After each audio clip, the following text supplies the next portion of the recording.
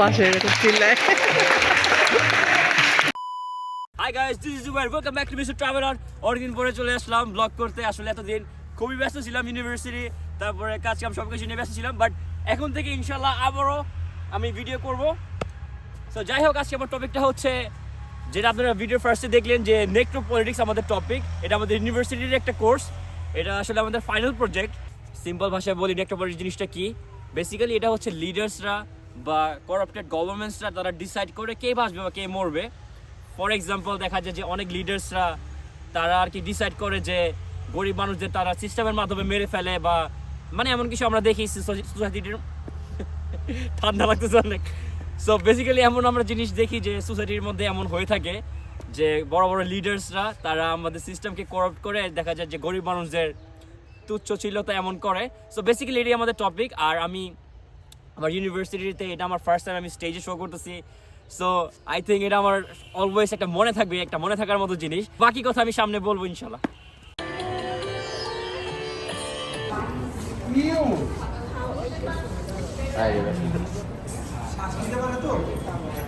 ভার্সিটিতে আমার 4th সেমিস্টারও শেষ হয়ে গেছে দেখতে দেখতে।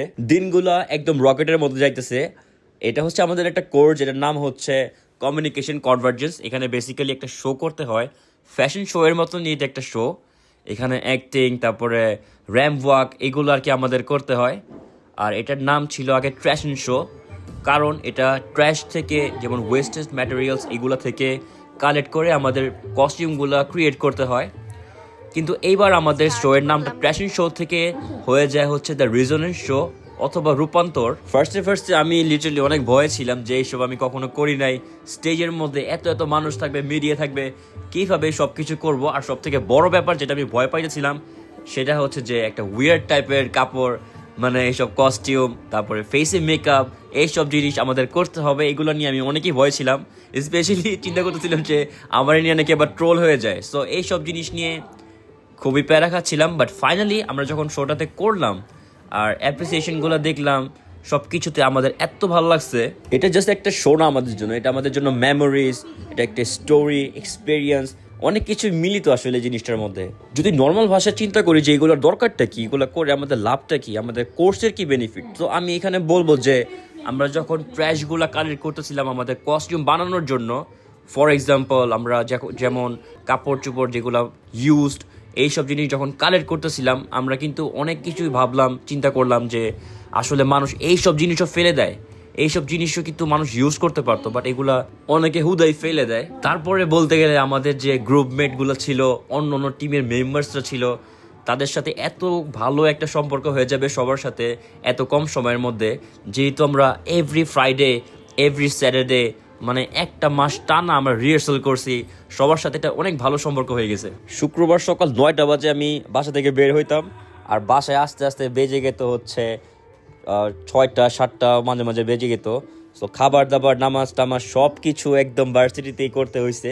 ফ্রাইডেতেও প্রথম তো অনেকই প্যারা লাগছিল আমার কাছে যে ফ্রাইডেতে আমি কখনো ভার্সিটির কাজে তো যাবই না, মানে আমি ফ্রাইডেতে যতই যা হোক একটু ঘুরতে হবেই আমার। This is peace of mind for me. হুদয় একটু বাইকটা নিয়ে নদীর ব্যাপার যে বাতাস খাওয়া, আর এটা কিন্তু নর্মাল বাতাসই, এটা আবার কিন্তু আবার নিকোটিন বাতাস না। কিন্তু আমার স্টেজের মধ্যে কিন্তু এটা দেখাইতে হয়েছে যে আমি স্মোক করতে করতে স্টেজে এন্ট্রিটা দিছিলাম। তো খুবই একটা আজব কোইন্সিডেন্স যে আমি স্মোক করি না, কিন্তু আমার স্টেজের মধ্যে সবার সামনে দেখাইতেছে যে আমি আসলে স্মোক করেই এন্ট্রিটা দিছি। এনিওয়েজ, আমি আমাদের অ্যাক্টিংয়ের যে স্টোরিটা এটা একটু শর্ট করে বলি। বেসিক্যালি আমি একজন করাপ্টেড নেতা বা লিডার যে তার পাওয়ারকে মিস ইউজ করে, হেল্পলেস মেয়ে আমাদের সোসাইটিতে থাকে তাদেরকে অপব্যবহার করে, তাদেরকে জালে ট্র্যাপ করে ফেলে। এটার জন্য আমার শোতে লাস্টের মধ্যে মানে পারফরমেন্সটা লাস্টের মধ্যে আমি দেখাই যে জাল দিয়ে আমি মেয়েটাকে ফাঁসায়া নিয়ে চলে যাই। তারপর আমার ফ্রেন্ড দেখবেন যে ডায়েরির মধ্যে অনেক কিছু দেখানোর চেষ্টা করে, সেটা বেসিক্যালি আমরা মিন করতে চাইছি যে এটা হচ্ছে মামলার কাগজ বা অনেক কিছু হিডেন সিক্রেট উনি ডায়েরিতে লিখে রাখছিল, যেটা দুনিয়াতে দেখানোর চেষ্টা করতেছে বাট কেউ সেটা দেখতেছে না। এদিকে আমাদের অন্য মেম্বার্সরা, আমাদের বিভিন্ন গ্রুপের আরো অন্য মেম্বার্সরা সবাই কাজ করতেছিল, রিহার্সাল করতেছিল। একটা জিনিস নিয়ে আমরা সবাই অনেক স্যাটিসফাইড, সেটা হচ্ছে যে আমরা যে রিহার্সালগুলো করতেছিলাম শো এর কিছু ঘন্টা আগে, এগুলো একদমই ভালো হইতেছিল না কারোই। কিন্তু আমরা স্টেজের মধ্যে একদম পুরো ফাটাই দিছি। এই জিনিসটা আমরা সবাই অনেক গর্বিত যে স্টেজের মধ্যে অ্যাটলিস্ট আমরা বেস্টটা দিতে পারছি। This is not the real thing, এটা হচ্ছে স্প্রিট।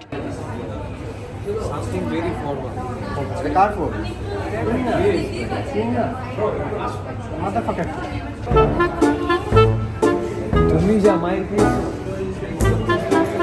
অসম্ভব মায়ের অসম্ভব।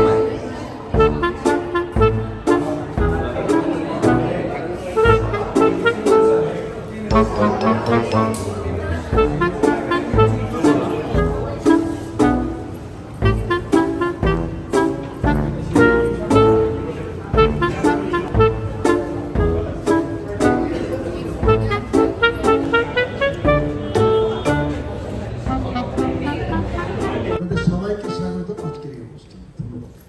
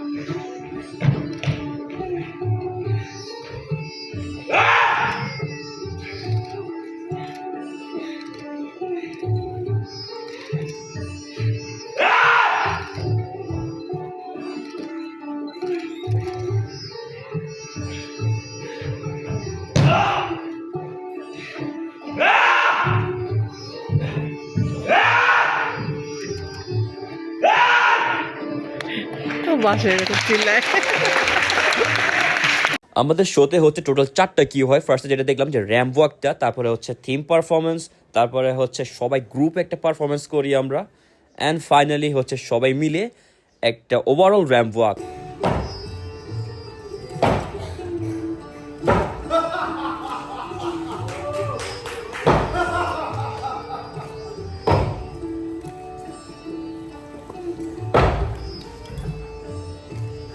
এখানে বোঝাচ্ছে বেসিক্যালি ব্ল্যাক কস্টিউম পরা যে ও হচ্ছে ওয়েস্টার্ন পাওয়ার, যে আর কি আফ্রিকার বা অন্য অন্য আরও গরিব দুঃখী দেশগুলোর সম্পদ যেমন গোল্ড তারপরে সিলভার এইসব লুটপাট করে ফেলতেছে। আর সেটা কিন্তু মিডিয়া দেখাচ্ছে যে ওয়েস্টার্ন পাওয়ারগুলা এইসব গরিব দুঃখী দেশগুলার আরও বেশি খেয়াল করতেছে, তাদের খাওয়া দিচ্ছে, যেটা আসলে পুরাটাই হচ্ছে একটা আই ওয়াশ আর কিছুই না। একটু পরই মিডিয়া আসবে, আপনারা দেখবেন সবকিছু অনেক সুন্দরভাবে তারা করে।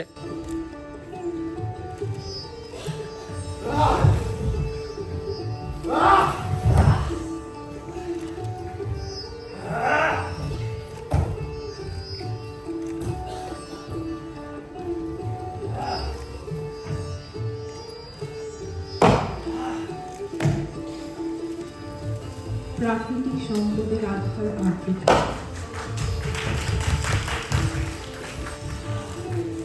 যা অনবরত বিদেশি পরাশক্তিদের লোভের শিকার।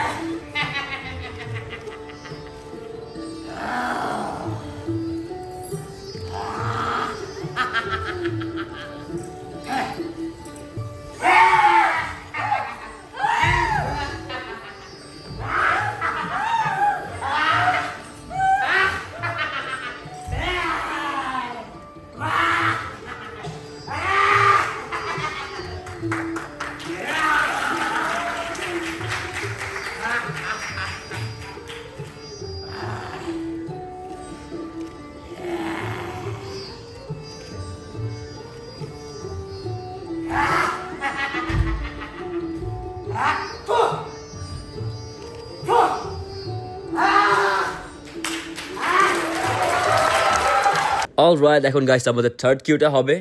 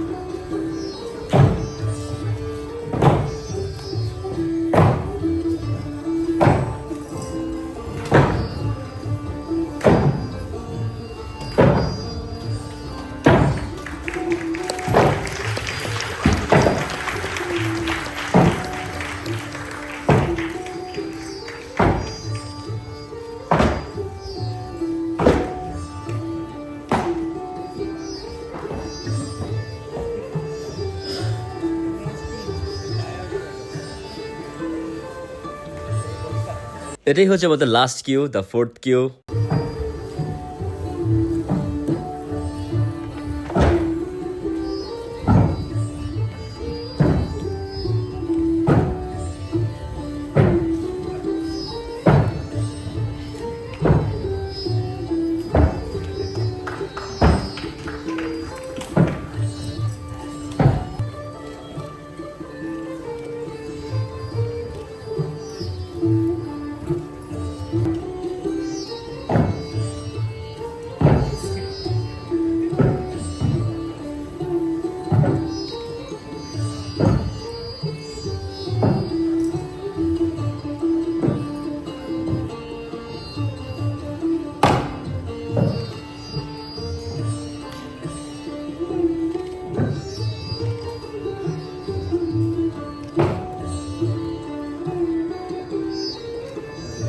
ইউল্যাবকে আমাদের মানে আমি সহ আমাদের শিক্ষার্থী সবাই এরকম একটা সুযোগ পায় ইউল্যাবের এই ধরনের একটা প্রোগ্রাম করার জন্য।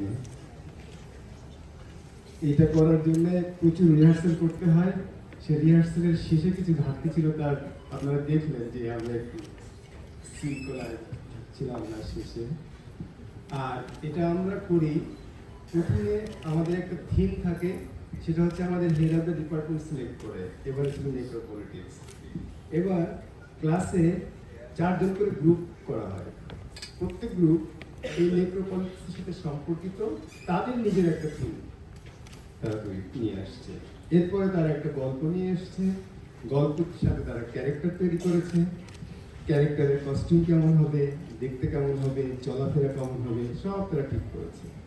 তারপরে এই ক্লাসে যারা আগে পারফরমেন্স করেছিল ভাইয়েরা, তারা চলে আসে এই এখন যারা ক্লাসে তাদেরকে গাইড করতে। ওরা এসে ওদের গল্প, ওদের ক্যারেক্টার, ওরা কস্টিউম তৈরি করবে, সেটা কিভাবে তৈরি করলে ভালো হয়, কেমন করে তৈরি করলে হাঁটা যাবে না, এইসব ব্যাপারে তারা গাইড করে। আর এই ক্যারেক্টারগুলো যখন তৈরি করে তখন একটা আমাদের শর্ত আছে, সেটা হচ্ছে অব্যবহৃত জিনিস দিয়ে করতে হবে, ফেলে দেওয়া জিনিস দিয়ে, রিসাইকেল ম্যাটেরিয়াল দিয়ে সব বানাতে হবে। এটা হলো আমাদের শিল্প।